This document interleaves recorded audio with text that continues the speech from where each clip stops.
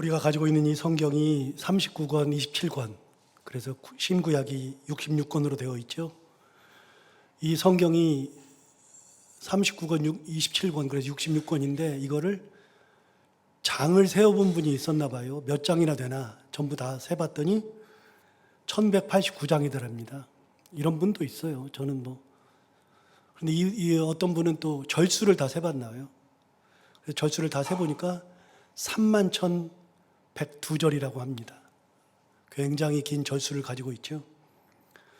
그런데 그 절수가 31,102개라는 것은 몰라도 우리가 성경 그러면 두껍다는 것은 알고 어렵다는 것은 압니다. 한 번 읽으려고 그러면 큰 인내가 필요한 거 다 알죠. 읽는다고 해서 이해되는 것도 아닙니다. 어려운 것들도 너무 많고 이해되지 않는 것들도 참 많은 것들이 사실이죠. 그런데 이 성경을 어렵고 이해되지 않고 이 긴 구절을 가지고 있는 이 성경을 짧게 한마디로 요약하면 구약과 신약을 하나로 요약할 수 있는데 구약은 오실 메시아, 신약은 오신 메시아. 그래서 오실 메시아에 대한 기록 구약, 오신 메시아에 대한 기록 신약, 이 두 개로 정리할 수 있고, 그래서 이 성경을 다시 정리하면 성경은 메시아에 대한 기록이다 라고 이야기할 수 있습니다. 메시아는 구원자라는 뜻이므로 성경은 구원에 관련된 책, 구원자에 관련된 것, 이것이 기록되어 있고, 성경을 그렇게 보면 구원과 관련된 가장 중요한 기록이 바로 성경임을 우리는 알 수 있습니다. 메시아는 누군가 하면 예수 그리스도를 의미하는 건데요. 인간이 타락한 후 하나님으로부터 버림받아 사망에 이르게 된 우리 인간, 하나님 앞에 범죄한 우리 인간, 그래서 하나님으로부터 버림받은 우리 인간의 그 악함에도 불구하고 하나님께서 범죄한 인간을 살리기 위해서 메시아, 구원자이신 예수 그리스도를 우리에게 보내주셔서 그 예수 그리스도를 믿기만 하면 구원해 주신다 하는 것이 성경의 귀한 내용이고, 그렇게 우리를 구원하실 예수 그리스도를 기다리는 것이 구약, 그렇게 오신 메시아를 영접하는 것이 신약 성경이라고 할 수 있습니다. 성경은 이런 책이죠. 그 방대한 분량에는 엄청난 사건, 내용, 의미들이 들어있지만 이것을 요약해보면 간단한 겁니다. 메시아, 구원, 그 이야기가 들어있는 거죠. 그래서 성경에 31,102절이나 되는 그 긴 성경, 두꺼운 이 성경책, 이것을 다 말할 수는 없고 성경을 다 없애버리고 전부 다 없애버리고 한 절만 딱 남긴다 그러면 요한복음 3장 16절이 남습니다. 가장 성경에서 중요한 구절을 하나만 뽑으라 그러면 요한복음 3장 16절이죠. 하나님이 세상을 이처럼 사랑하사 독생자를 주셨으니 이는 그를 믿는 자마다 멸망하지 않고 영생을 얻게 하려 하심이라. 여러분 신앙생활을 조금이라도 한 분이라 그러면 요한복음 3장 16절은 한 번씩은 들어봤고 이것이 중요하다는 것은 누구나도 잘 아는 것일 겁니다. 그만큼 이 구절은 중요합니다. 있는 것처럼 하나님이 세상을 이처럼 사랑하셨다. 독생자를 주셨다. 예수 그리스도를 주신 거죠. 그를 믿는 자면, 예수 그리스도를 믿는 자마다 멸망하지 않고 영생을 얻게 하려 하십니다. 이게 바로 성경의 핵심이죠. 이 요한복음 3장 16절이 있으면 우리가 죽음을 맞이할 때, 이 땅을 떠나서 하나님 앞에 갈 때, 그때 두려울 필요가 없습니다. 평온하게 하나님 품으로 갈 수 있습니다. 이 한 구절이 우리를 살리기도 하고 힘을 주기도 하고 회복을 주기도 하고 평안을 주기도 하고 기쁨과 감사와 감동을 주기도 합니다. 이 성경 구절이 아니라 할지라도 우리는 성경 구절의 많은 구절에서 여러 구절을 통해서 우리는 그 말씀이 우리에게 힘도 주고 살리기도 하고 회복도 주고 평안도 주고 기쁨과 감사, 감동을 받기도 합니다. 예를 들어서 이사야 41장 10절에 의하면 두려워하지 말라 내가 너와 함께 함이니라 놀라지 말라 나는 내 하나님이 됨이니라 내가 너를 굳세게 하리라 참으로 너를 도와주리라 참으로 나의 의로운 오른손으로 너를 붙들리라 하는 이 유명한 구절이 있습니다.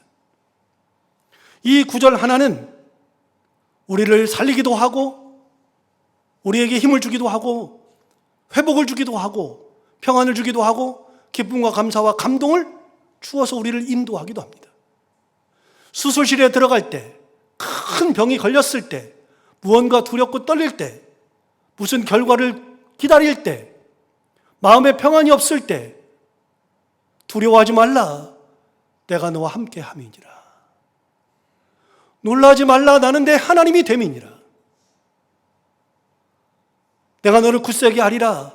참으로 너를 도와주리라. 참으로 나의 의로운 손으로 너를 붙들리라 하는 이 구절 하나만 있어도 우리는 얼마든지 어려움을 이겨낼 수 있습니다. 성경 구절 하나하나는 우리에게 생명을 주는 것이요, 우리에게 힘을 주시는 것이요, 우리를 회복시키는 것이요, 평안을 주는 것이요, 우리에게 기쁨과 감사, 감동을 가지고 살아갈 수 있는 근거를 주는 겁니다. 그래서 이런 성경 구절을 외우는 것들 굉장히 중요합니다. 여러분, 성경 구절 하나, 둘 몰라도 하나 정도는 외우는 거, 특히 이사야 41장 10절 정도를 외우는 거, 이런 것들은 굉장히 중요합니다.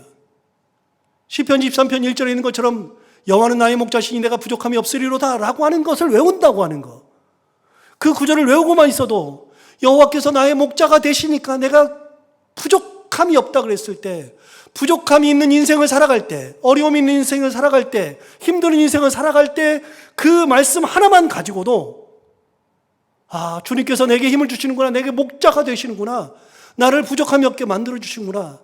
그래서 그 구절 하나가 나를 살리는 겁니다. 성경 구절 하나하나는 얼마나 의미가 있는지 모릅니다. 버릴 것이 없습니다. 그런데 이 구절들은 우리에게 생명을 주고 회복을 주고 이렇게 귀한 구절들인데, 요한복음 3장 16절도 마찬가지인데 우리가 이런 구절을 외우고 있지만 더 중요한 것이 하나 있습니다. 이제 그 구절 하나씩 외우는 것도 너무 중요하고요, 더 안 가도 괜찮지만 여러분, 그 구절을 외우는 분들은 더 중요한 게 하나 있습니다. 그 구절이 왜 나왔는지를 아는 것이 중요합니다. 어떤 의미에서 이 구절을 말씀하셨는지, 예수님께서 하나님이 세상을 이처럼 사랑하사 독생자를 주셨으니 이 구절을 말씀하신 이유가 뭔지, 근거가 뭔지를 아는 것이 더 중요합니다. 그걸 알면 아, 이래서 예수님께서 이런 말씀을 하셨구나를 알게 되는 거죠. 여러분, 오늘 하나님이 세상을 이처럼 사랑하사 독생자를 주셨으니라고 하는 3장 16절의 이 말씀은 오늘 본문에 있는 말씀부터 시작되는 겁니다. 이 근거가 되는 것은 3장 1절부터 21절까지 이어지는 하나의 사건 속에서 이 말씀을 주신 겁니다. 그럼 이 말씀이 나오게 된 근거가 무엇인가 하면, 니고데모가 예수님께 찾아왔을 때 니고데모와 대화를 하면서 이 얘기를 하신 거죠. 그럼 니고데모가 어떤 사람이고 왜 찾아왔는가? 3장 1절과 2절 상반절까지를 보시면 니고데모라는 사람에 대해서 이야기합니다. 그런데 바리새인 중에 니고데모라 하는 사람이 있으니 유대인의 지도자라, 그가 밤중에 예수께 왔다라고 되어 있죠. 니고데모라고 하는 사람에 대해서 우리는 두 가지를 알 수 있습니다. 첫 번째는 바리새인이라고 하는 것을 알 수 있고요, 두 번째는 유대인의 지도자라는 것을 알 수 있습니다. 세 번째, 그가 예수님께 찾아왔는데 예수님께 밤중에 찾아왔다는 것을 알 수 있습니다. 기본적으로 세 가지의 정보 중에 니고데모는 바리새인이었습니다. 그리고 유대의 지도자였습니다. 우리는 니고데모를 알고는 있지만 그가 바리새인인 줄, 그리고 유대인의 지도자인 줄을 잘 모릅니다. 그런데 이게 왜 중요한가? 여러분, 분명히 니고데모는 바리새인이었습니다. 바리새인은 당대 종교 지도자들 중에 한 그룹이었죠. 그가 유대인의 지도자가 되었다는 것은 종교 지도자이기 때문에 가능한 것일 수 있었습니다. 어찌되었든지 간에 그가 바리새인도 되었고 유대인의 지도자였다는 것은 그만큼 사회적 지위가 굉장히 높았다는 겁니다. 그런데 당대의 사회는 로마의 속국이었죠. 로마의 지배를 받고 있었습니다. 그러므로 그 나라는 없었습니다. 우리가 이스라엘 하지만 이스라엘이라는 나라는 예수님 당시에는 아예 없었습니다. 로마의 속국이었습니다. 그러므로 이스라엘 자체에서 정치 지도자가 없죠. 있을 수가 없죠. 왜냐하면 속국인데요. 당대 유대를 지배하던 총독이 있었습니다.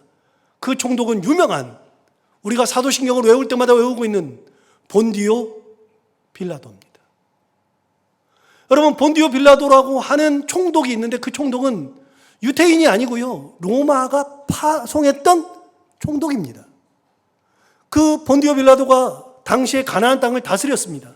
우리가 알고 있는 헤롯 왕이 있는데요, 헤롯 왕은 이스라엘 사람이 아닙니다. 그는 로마가 보낸 사람입니다. 그래서 총독이 이스라엘 가나안 땅 전체를 다 총괄하면서 위에 있고, 총독 밑에 왕이 있어서 왕으로 하여금 다스리게끔 했던 겁니다. 그러니까 당대에 정치 지도자들이 없었습니다. 그런데 유대인들은 다른 나라에 없는 독특함을 가지고 있었죠. 그들이 가지고 있었던 독특함은 종교 중심으로 모여 있었던 단체였다는 겁니다. 이스라엘은요, 이런 말이 있습니다. 우리나라를 누가 다스려도 상관없어요. 이 나라는 누가 와도 괜찮아. 누가 다스려도 상관없어요. 그러니까 로마가 우리를 다스리든 그리스가 다스리든 아무 상관이 없다는 겁니다. 그런데 누가 다스려도 상관없지만 중요한 거, 종교 행위를 할 수 없도록 막는 것은 참을 수 없다는 겁니다. 내가 하나님 신앙을 가지고 있는데 회당에 가는 것을 막고 하나님 신앙을 막는 것은 안 된다는 겁니다. 종교만 허락된다 그러면 누가 다스려도 상관이 없다는 겁니다. 그러므로 이스라엘 사람들에게는요, 중요한 게 누구냐면 정치의 지도자들, 총독이나 왕이 중요한 게 아니라 종교 지도자들이 더 중요했습니다. 그렇다 그러면 바리새인은요, 자연스럽게 유대인들의 지도자가 되는 겁니다. 니고데모는 그런 사람이었습니다. 니고데모는 바리새인이었습니다. 종교 지도자였죠. 그래서 이스라엘 사람들이 언제든지 존경하는 그런 종교 지도자에 속한 사람이었으니까 대단한 사람이었죠. 그런데 당대 바리새인들과 예수님은 서로가 엄청나게 부딪혔죠. 바리새인들은 예수님을 죽이고 싶어 했습니다. 어떻게 하면 죽일 수 있을까 생각하고 있었고, 예수님은 바리새인들을 향해서 이렇게 말했습니다. 이 독사의 자식들아. 예수님과 바리새인들의 사이는 좋지가 않았습니다. 으르렁거렸습니다. 죽이려고 했었고 독사의 자식들이라고 이야기를 했었습니다. 그런데 그 바리새인이, 예수님과 다른 길을 걷고 있고 으르렁거리고 있었던 그 바리새인이 예수님을 찾아온 겁니다. 여러분, 이거는 놀라운 사건이었습니다. 절대로 있을 수가 없었습니다. 그런데 그가 찾아온 시간이 언제였는가 하면 밤중이라고 되어 있죠. 여러분, 왜 도대체 밤중에 찾아왔을까요? 낮에 오면 될 텐데요. 여러분, 예수님은 많은 사람들이 예수를 따라다녔습니다. 그래서 예수님을 따라다니는 사람이 너무 많아서 예수님 인기가 많았습니다. 가는 곳마다 몇천 명씩, 몇만 명씩 모였습니다. 정말로 많은 사람들이 모여 있었습니다. 그런데 그들은 다 종교 지도자들과는 아무런 상관이 없는 당대 가나안 땅에 살고 있었던 하층민들이었습니다. 그들은 목적을 가지고 있었습니다. 그들은 전부 다 병이 걸려서 병이 낫기를 원하는 사람들, 귀신이 들려서 귀신이 쫓겨나기를 원하는 사람들, 먹을 것을 찾는 사람들, 죽은 사람을 살리고 싶은 사람들, 그런 사람들이 자기의 필요를 채우기 위해서 예수님을 쫓았습니다. 종교 지도자들은 어느 누구도 예수님 앞에 나온 사람이 없었습니다.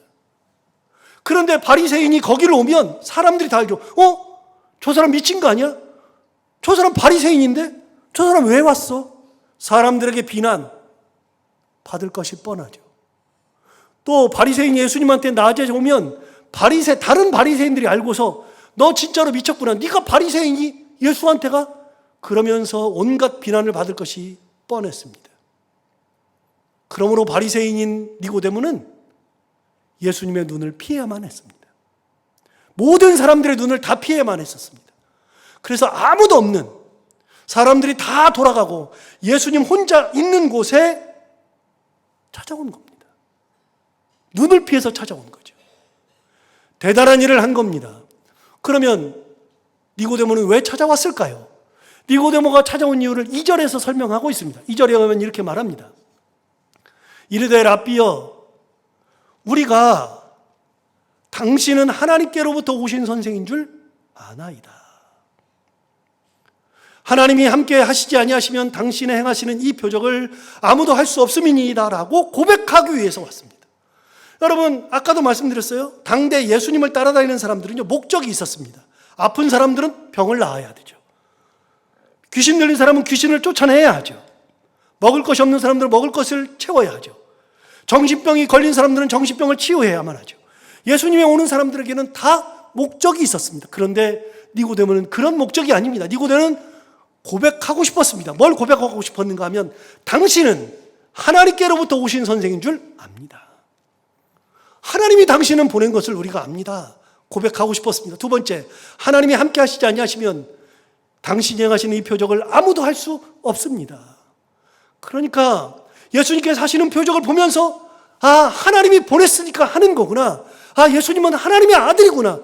여러분, 하나님의 아들인 것 때문에 바리새인들이 그렇게 싫어했습니다. 그 말 하는 것 때문에 싫어했습니다. 그런데 바리새인은 병을 고치기 위해서도 아니요, 귀신 들려서도 아니요, 다른 것을 얻기 위해서도 아니요, 예수님에게 고백하기 위해서 찾아온 겁니다. 대단한 겁니다. 여러분, 얼마나 대단한 거. 자기가 사람들의 눈을 피할 만큼 낮에 찾아올 용기는 없고 밤에라도 와서 이렇게 예수님이 하나님의 아들이고 하나님께서 보내셨다는 것을 고백하고 싶을 만큼 그의 마음속에 예수님을 향한 마음이 있으니까 찾아와서 이런 고백을 한 겁니다. 예수님이 보니까 다른 겁니다. 다른 경우는 바리새인들이 오거나 서기관들이 오면 이 독사의 자식들아 그랬던 예수께서 니고데모를 보고서는 그렇게 말한 적이 없습니다. 니고데모에게는 이렇게 말합니다. 3절에 이렇게 말하죠. 예수께서 대답하여 이르시되 진실로 진실로 내게 이르노니 사람이 거듭나지 않으면 하나님의 나라를 볼 수 없느니라. 니고데모에게는 하나님의 나라를 이야기합니다. 하나님의 나라를 볼 수 있는 사람이 있는데 그게 누구만 볼 수 있느냐? 거듭난 사람이 볼 수 있다라고 얘기한 겁니다. 너는 어떤 사람이냐? 너는 거듭난 사람 중에 한 사람이다라는 얘기를 하는 거죠. 그런데 여러분, 예수님께서 뭐라고 하냐면 거듭나지 않으면 하나님의 나라를 볼 수 없다 그랬는데, 여러분, 거듭난다는 게 뭡니까? 거듭난다. 우리 옛날에 교리하면서 많이 배웠을 겁니다. 거듭난다. 여러분, 우리가 태어나죠. 태어나는 게 있는데 거듭나는 거니까 두 번 태어나는 거죠. 거듭나는 거죠. 그래서 옛날에 배울 때 여러분들이 이렇게 배웠을 겁니다. 중생이라고 배웠을 겁니다. 중생이 뭐냐? 거듭중자에다가 날생자죠. 거듭나는 것을 중생이라고 그래요. 그래서 우리가 뭐라 그러냐? 중생의 체험이라고 하죠. 중생의 체험이 뭡니까? 새로 태어나는 체험. 거듭 태어나는 체험. 이게 중생이죠. 중생을 해야 하나님의 나라를 볼 수 있다. 주님 말씀하신 겁니다. 네가 이렇게 온 것은 하나님의 나라를 볼 수 있는 자로서는 너는 중생의 체험을 하는 자, 거듭난 자다. 그런데 이 얘기를 듣자마자 니고데모는 깜짝 놀랐습니다. 거듭난다니 이해가 되지 않았습니다. 어떻게 거듭나지? 어떻게 두 번 나지?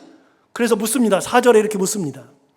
니고데모가 이르되 사람이 늙으면 어떻게 날 수 있사옵나이까? 두 번째 모태에 들어갔다가 날 수 있사옵나이까? 라고 물었습니다. 예수님은 그렇게 말한 겁니다. 어떻게 두 번 납니까? 내가 늙었는데, 사람이 늙은 사람이 어떻게 두 번 납니까? 그러면서 말합니다. 우리 엄마한테 두 번 들어갔다 나와야 됩니까? 엄마 뱃속으로 다시 들어갔다 나와야 되는 겁니까? 라고 물어보는 거죠. 단순한 겁니다. 거듭나야 된다 그러니까 그럼 엄마 뱃속에 또 들어가. 우리 엄마 너무나, 나도 늙었는데 우리 엄마는 죽었는데 어떻게 들어갔다 나와요? 안 되죠. 정말 웃기긴 얘기는 한데 이해가 되지 않는 겁니다. 주님이 말씀하십니다. 거듭남의 의미를 말씀하십니다. 5절부터 7절에 이렇게 말합니다. 예수께서 대답하시되 진실로 진실로 내게 이르노니 사람이 물과 성령으로 나지 않으면 하나님의 나라에 들어갈 수 없느니라. 여러분, 난다는 표현을 했습니다. 띄워봐. 난다는 표현을 했는데 이 난다는 표현이 뭐냐? 아까 거듭난다 그랬죠. 3절에서. 근데 5절에서 뭐라고 하냐면 예수께서 대답하시되 진실로 진실로 내게 이르노니 사람이 물과 성령으로 나지 않으면, 나야 된다는 겁니다. 그런데 예수님이 말씀하시는 건 뭐냐면 물과 성령으로 난다. 엄마 뱃속에 들어갔다가 다시 나오는 게 아니라 다시 나는데 어떻게 나느냐? 물과 성령으로 나야 된다. 물과 성령으로 나지 아니하면 하나님의 나라를 들어갈 수 없느니라. 아까 3절에서 뭐라 그러냐면 거듭나지 아니하면 하나님의 나라를 볼 수 없다 그랬는데 여기서는 물과 성령으로 나지 아니하면 하나님의 나라를 들어갈 수 없다. 여러분, 예수님께서는 무슨 말씀하시는 거냐면 물과 성령으로 태어나는 거다라고 말씀하신 거죠. 6절과 7절을 보시면 이렇게 말합니다. 육으로 난 것은 육이요 영으로 난 것은 영이죠. 그러므로 내가 내게 거듭나야 하겠다 하는 말을 놀랍게 여기지 말라. 주님은 이렇게 말씀하셨습니다. 육은 육이요 영은 영이다. 여러분, 니고데모와 예수 그리스도의 이 대화가 겉돌지 않습니까? 막 겉돕니다. 어떻게 겉돌아요? 예수님이 거듭난다 그러니까 니고데모는 엄마 뱃속으로 들어가야 되냐고 묻는데 예수님은 그게 아니라 물과 성령으로 태어나는 거다라고 말하죠. 여러분, 이게 겉돕니다. 같은 대화를 하고 있는데 다른 얘기를 하는 겁니다. 니고데모는 육적인 얘기를 하고 있죠. 예수님은 영적인 거듭남을 얘기하고 있는 겁니다. 그래서 육으로 난 것은 육이고 영으로 난 것은 육이다 라고 이야기하는 겁니다. 한 명은 육적인 것을 이야기하고 한 명은 영적인 것을 이야기하고 있으니 겉돌 뿐이죠. 그런데 예수님 말씀대로 우리의 영은 하나님의 은혜로, 예수 그리스도의 은혜로 다시 태어나야 된다는 겁니다. 새롭게 태어나야 된다는 겁니다. 그걸 거듭남이라고 이야기한 거죠. 니고데모에게 얘기하는 겁니다. 그렇게 너도 또 한 번 태어나야 한다라고 말씀을 하시는 거죠. 여러분, 거듭난다고 하는 것은 두 번이 아니라 세 번도, 네 번도, 다섯 번도, 10번도, 100번도 가능합니다. 여러분, 그런 경험 없습니까? 여러분, 아팠다가 일어나죠. 만약에 수술실에 들어갔다 나오죠. 그럼 수술실에 들어가기 전에는 어떻게 하냐면요, 하나님 나를 살려주십시오. 그러면서 하나님 앞에 기도해요. 그런데 기도하고 나서 수술실에 들어갔어요. 들어가가지고서 나왔어요. 내가 암이 걸려가지고 도저히 살 수가 없는데 하나님이 딱 그 병에서 수술실에 들어가서 낫고 나면 그 다음부터 어떻게 돼요? 내가 변하잖아요. 은혜 가운데 확 변하죠. 그래서 뭐라 그래요? 두 번 산다 이야기하죠. 여러분, 두 번 살게 되면 가치관이 변합니다. 영적으로 태어나면 가치관이 변합니다. 과거에는 육적인 삶을 살았다면 예수님 말씀대로 물과 성령으로 거듭난 영적인 사람이 되면 영적인 사람으로 변화되는 겁니다. 그래서 과거에는 이게 중요해서 그걸 따라다녔어요. 그런데 거듭나고 보니까 이게 중요한 게 아니라 그게 더 중요한 거예요. 그래서 그쪽을 따라다닙니다. 여러분, 예수를 만났던 사도 바울을 보십시오. 사도 바울은 예수님 믿는 사람들을 다 죽이려고 그러다가 다메섹 도상으로 가다가 그 길거리에서 예수님을 만났습니다. 예수님을 만나기 전에는 사람을 죽이러 갔었는데 예수님을 만나고 난 다음에 그의 인생은 예수님을 위해서 사는 사람으로 확 바뀌죠. 여러분, 영적으로 거듭나는 사람은요, 육적 사람에서 영적 사람으로 바뀌는 겁니다. 죽었다 살아난 사람은요, 내가 옛날에 살 때와 지금 살 때는 달라지는 겁니다. 그래서 내 가치관이 달라져서 하나님 앞에 헌신도, 하나님 앞에 드리는 것도, 하나님을 사랑하는 것도 과거랑은 완전히 다른 거듭난 신앙생활을 하게 되는 거죠. 욥기 1장에 보면 욥에 대한 설명이 나오는데요, 이렇게 말합니다. 욥을 이렇게 설명합니다. 우스당의 욥이라 불리는 사람이 있었는데 그 사람은 온전하고 정직하여 하나님을 경외하며 악에서 떠난 자더라. 뭐라 그러냐면 욥에 대해서 이렇게 설명했습니다. 이 사람은 온전하다, 정직하다, 하나님을 경외한다, 악에서 떠났다. 흠잡을 데가 없는 사람입니다. 대단한 사람이죠. 2절과 3절에 보면 욥에 대해서 더 설명해 주는데 그에게 아들 7과 딸 3이 태어나니라. 10자녀를 두었습니다. 그런데 3절에 그의 소유물은 양이 7,000마리요, 낙타가 3,000마리요, 소가 500결이요. 여러분, 결이라고 하는 것은 암수 쌍을 결이라 그러는 거예요. 암수 쌍을. 그래서 500결이 그러면 암수니까 1000마리라는 뜻입니다. 소가 500결이요, 암나귀가 500마리이며 종도 많았으니 이 사람은 동방 사람 중에 가장 훌륭한 자라. 돈이 엄청나게 많았던 사람임에도 불구하고, 그런데 그는 1절에서 얘기했습니다. 온전하다, 정직하다, 하나님을 경외한다, 악에서 떠났다. 돈이 많음에도 불구하고 엄청난 부자임에도 불구하고 교만하지 않아요. 쉽지 않습니다, 여러분. 교만하지 않았습니다. 그는 하나님을 정말로 사랑했습니다. 하나님을 경외한다. 여러분, 경외한다는 말은 새벽기도 때 많이 설명을 했었는데, 경외라고 하는 말의 뜻은 두려워한다는 겁니다. 하나님 무서운 줄 안다는 겁니다. 욥은 하나님을 무서워했어요. 무서워한다는 것은 의식하고 있다는 거거든요. 여러분, 우리 아이들이 저를 무서워해요. 그 말은 뭐예요? 무슨 일을 할 때 이거 했다가는 아버지한테 죽지, 혼나지, 이게 무서워하는 거거든요. 무서워하는 거는요, 의식한다는 겁니다. 하나님을 경외한다는 것은 하나님을 무서워한다는 건데, 욥은 항상 생각이 하나님이 무서운 줄 아는 거예요. 하나님을 의식하고 산다는 거예요. 그래서 가장 훌륭한 자라, 그렇게 말했습니다. 4절과 5절에 보면은 욥이 한 걸음 더 나가는데요, 이렇게 말합니다. 그의 아들들이 이제 7셋이잖아요. 자기 생일에 각각 자기 집에서 잔치를 베풀고 그의 누이 3명도 청하여 함께 먹고 마시더라. 그래서 자기 생일만 되면은 자기들끼리 다 10명이 다 모여가지고 먹고 마시고 막 즐기고 막 해요. 그런데 5절을 보세요. 5절에 이렇게 말합니다. 그들이 차례대로 잔치를 끝내요. 생일잔치가 끝나죠. 생일잔치가 끝나면 욥이 그들을 불러요. 불러다가 성결하게 하되 아침에 일어나서 그들의 명수대로 번제를 드렸다. 자녀들을 위해서 번제를 드린 겁니다. 왜요? 이는 욥이 말하기를 혹시 내 아들들이 죄를 범하여 마음으로 하나님을 욕되게 하였을까 함이라. 혹시라도 이 아이들이 생일 파티하다가 생일잔치 하다가 뭐 잘못하거나 하나님을 욕되게 하거나 그랬을까 봐 그것이 두려워서 자녀들을 불러다가 번제를 드리면서 하나님 앞에 온전한 아이로 만들어준 겁니다. 욥은 그렇게 자녀들을 키웠습니다. 그래서 1장 5절 마지막에 이렇게 말했습니다. 욥의 행위가 항상 이러하였더라. 항상 이랬습니다. 교만했고 하나님 두려운 줄 알고 하나님을 의식하며 살았고 온전하고 순결하고 악에서 떠나고 자녀들을 그렇게 키웠고 그랬습니다. 여러분, 자녀들을 그렇게 키우는 거 쉽지 않은 거 여러분 다 아시죠? 자녀들을 위해서 그렇게 키우는 거 쉽지 않은 거 아시죠? 제 아이들을 키우면서도 아이들과 부딪힐 때가 굉장히 많았습니다. 지금도 뭐 물론 부딪힐 때가 없지 않아 있는데요. 어렸을 때 신앙을 가르쳐 준다고 많이 부딪혔습니다. 그런데 아이들이 이해가 안 되는 거잖아요. 아버지가 하는 것이 이해가 안 되잖아요. 이렇게 해라 저렇게 해라 하는 게 이해가 안 되니까요.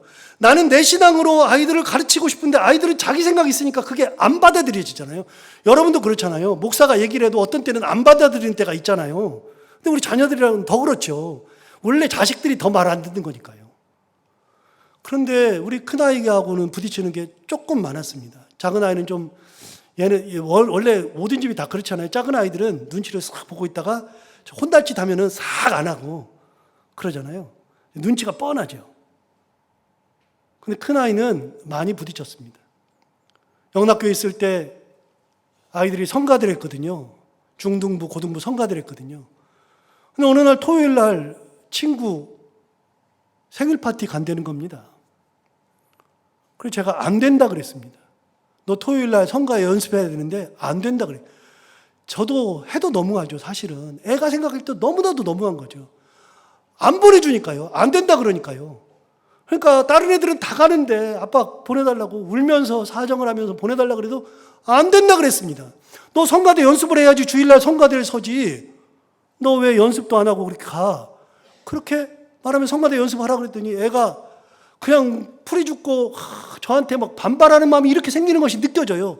그래서 나중에는 안 되겠다 싶어서 불러서 그랬습니다. 아빠가 이번만 한 번만 너에게 양보한다.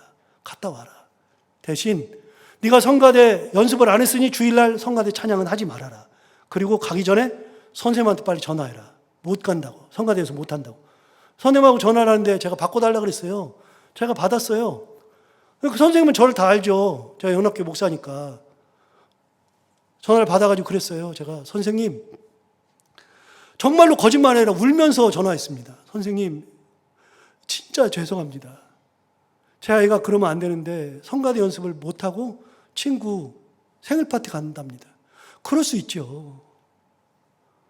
그런데 선생님 미안합니다. 예, 성가대 연습을 이번은 빠져야 되겠습니다. 다음번에는 이런 일 없을 겁니다. 그리고 이번 주에는 성가대 연습을 못했으니 주일에는 성가대를 서지 않도록 하겠습니다. 그랬더니 선생님이 목사님 괜찮아요. 성가대 토요일날 연습 안 하고 주일날 서는 애들도 많아요. 아니 그건 그 아이들이고요. 얘는 안 됩니다.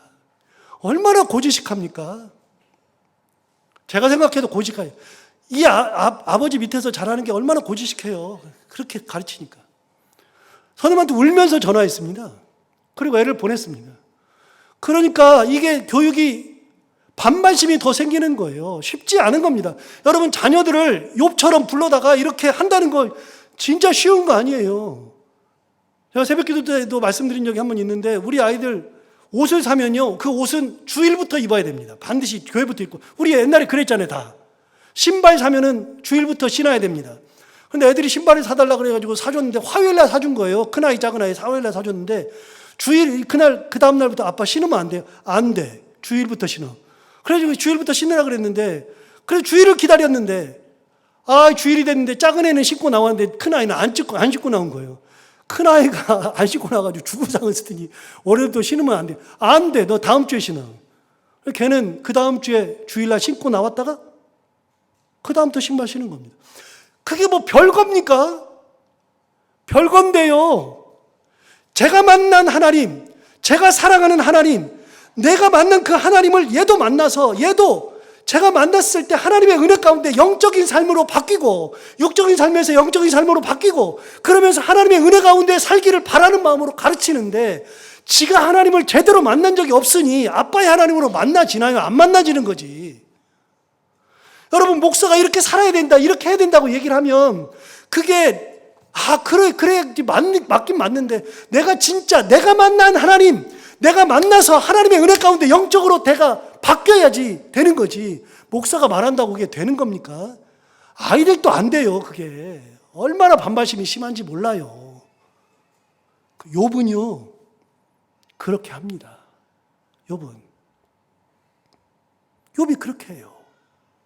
그런데 그런 욥에게 어려움이 닥쳤습니다. 그 아이들이 10명이 하루 한 날 그냥 다 죽어버렸잖아요. 그리고 그 많던 재산이 하루 한 날 다 없어져 버렸잖아요. 그리고 욥에게 욕창이 생겼는데 온갖 욕창이 너무나도 가려워서 기와장으로 득득득득 긁어도 피가 나면서도 계속 긁었잖아요. 저주받은 몸이 됐잖아요. 자식들 다 잃고 재산 다 잃고 그냥 완전히 온몸이 망가져가지고 기와장으로 긁은 그런 몸이 됐잖아요.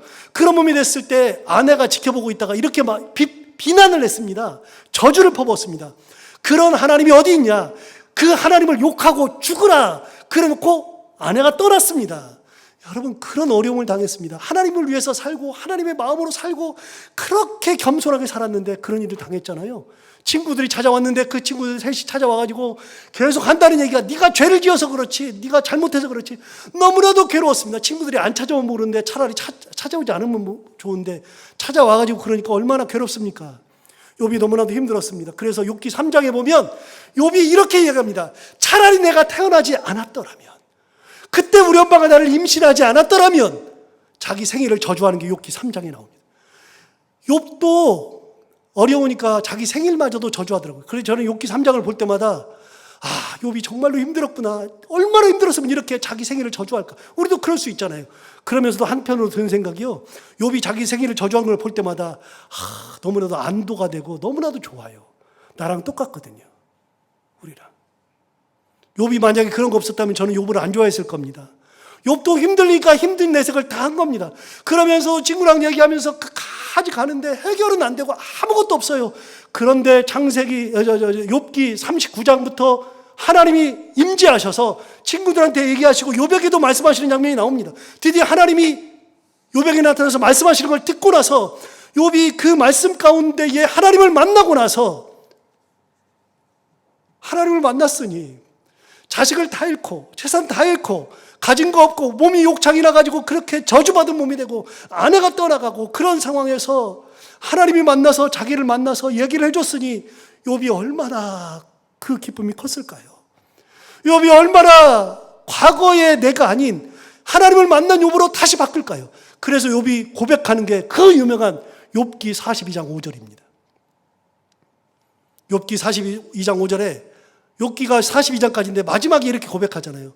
내가 주께 대하여 귀로 듣기만 하였사오나 이제는 눈으로 주를 배웁나이다.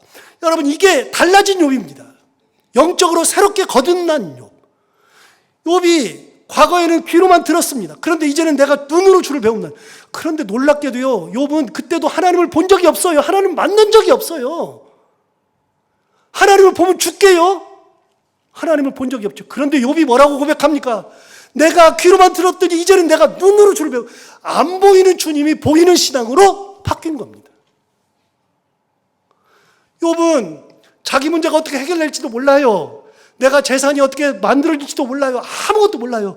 그런데 욥이 하나님께서 나타나셨을 때 문제가 해결된 것이 아무것도 없는데, 그런데 하나님을 만나고 나면서부터 내가 눈으로 보는 신앙으로 확 바뀐 거죠. 어떻게 해결해줘요? 몰라요. 어떻게 재산이 늘어요? 몰라요. 모르는데 하나님께서 만나주신 다음에 하나님께서 사내아이 7과 딸을 셋을 똑같이 다시 주시잖아요. 다시 몸을 회복시켜준 다음에 다시 주시잖아요. 그리고 재산을 주셨는데 재산을 계산해보면 정확하게 2배를 더 주잖아요. 말씀을 드릴 때마다 항상 드리는 말씀인데요, 여러분, 2배를 더 받았다는 것이 2배를 받은 게 아니고요, 이거는 대단한 것이요, 욥이 그만큼 처음에 재산이 있었잖아요. 이 재산은요, 원래 있었던 재산에서 늘린 거예요. 재산이 있는데 재산이 늘어나는 거 쉬운데요, 지금은 빈털털이에요. 아무것도 없어요. 아무것도 없는데 하나님이 임재하시니까, 아무것도 없는데 있는 데서 2배를 늘리는 게 아니라 아무것도 없는데 원래대로도 아니고 2배를 주셨다는 거예요. 그거는요, 2배가 늘어난 게 아니에요. 대단한 하나님을 만난 겁니다. 어떻게 해결해 주세요? 몰라요. 어떻게 알아요, 내가 그거를. 하나님이 어떻게 주시지 어떻게 알아요? 아무것도 모르죠. 그런데 하나님을 딱 만나고 보니까, 아, 내가 과거에 알았던 하나님과 이 어려움을 지나가면서 만난 하나님이 다른 거예요. 이게 거듭남이죠. 새롭게 태어나는 거죠. 영적으로 태어나니까 눈으로 보는 하나님이 보이는 겁니다. 안 보이는 하나님을 보는 겁니다. 여러분, 제가 큰아이 얘기를 했으니까 죄송한데 우리 아이 얘기를 좀만 더 하면, 우리 아이가 지금 호주에 가서 공부하잖아요. 호주에 가서 공부를 하는데 이 아이가 이제 학비가 워낙 이제 비싸고, 이제 생활비도 너무 비싸요. 이제 뭐 엄청나게 비싸니까요. 감당을 겨우겨우 어떻게 하겠어요. 그래서 이제 할 수 있다 그래서 해봐라 그래서 했는데, 그런데 처음에 갈 때는 이제 워킹홀리데이로 갔으니까 가서 일하잖아요. 일을 하는데 돈을 많이 벌어요. 얘가 돈을 굉장히 많이 벌더라고요. 그래서 제가 그랬어요. 돈을 많이 저축해라. 너 이제 여기든 거기든 어디든 학교를 가면 돈이 많이 필요하니 돈을 많이 저축해라 그랬더니, 알았어요 아빠, 제가 돈을 많이 저축할게요. 그러는데 우리 큰아이의 특징은요, 있으면 다 쓰는 성격이에요. 또 한 가지, 없어도 끌어당겨 쓰는 성격이에요. 우리 작은 아이는 희한하게 모으는 성격이에요.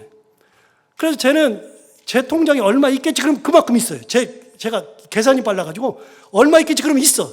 큰아이는요, 얼마 있겠지 그러면 항상 이만큼 없어요.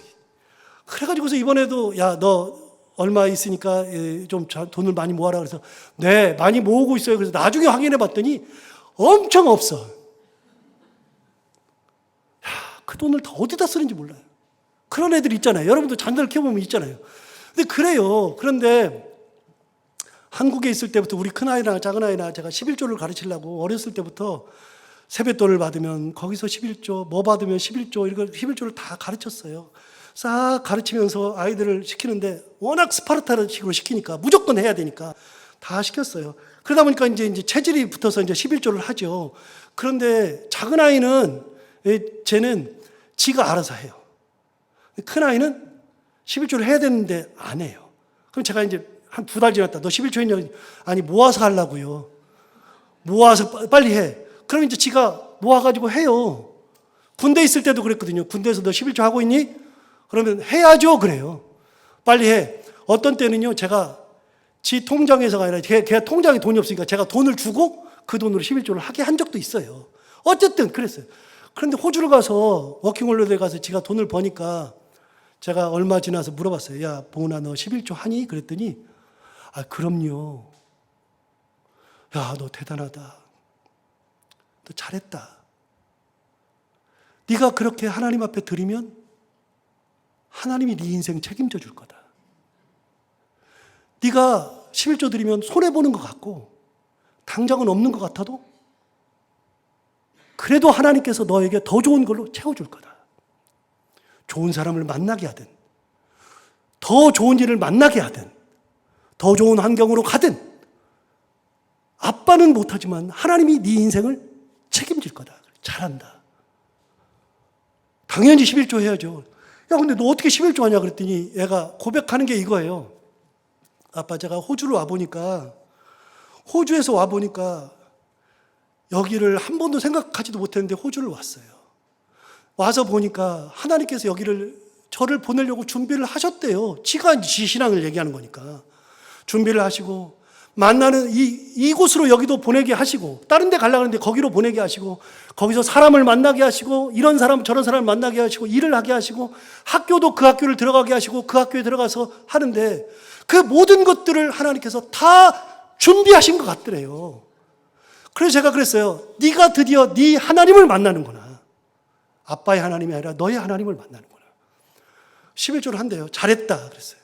그런데 내가 학교를 들어갔잖아요. 학교를 들어갔는데 이제는 학교에서 공부를 하고 나서 새로운 공부하면서 저녁에 4시간씩 아르바이트를 해요. 청소를 하거든요. 저녁에 4시간씩 알바를 하면서 그 알바를 가지고서 돈을 벌어서 지 월세도 내고 먹고 사는 것도 해결을 해줘요. 이야, 저한테 시름이 확 내려갔죠. 학비만 주면 되니까. 그런데 그걸 해요. 그러니까 제가 이제 못 물어보겠는 거예요. 11조를 하냐 안 하냐 못 물어보는 거예요. 그래서 그러고 있다가 6개월 정도 지나서 제가 엊그저께 물어봤어요. 봉은아, 너 11조 하니? 그랬더니 네, 해요. 얼마나 감사한지. 잘했다.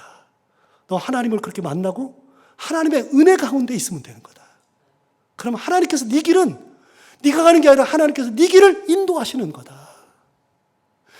여러분, 제가 하라 그런다고도 안 해요.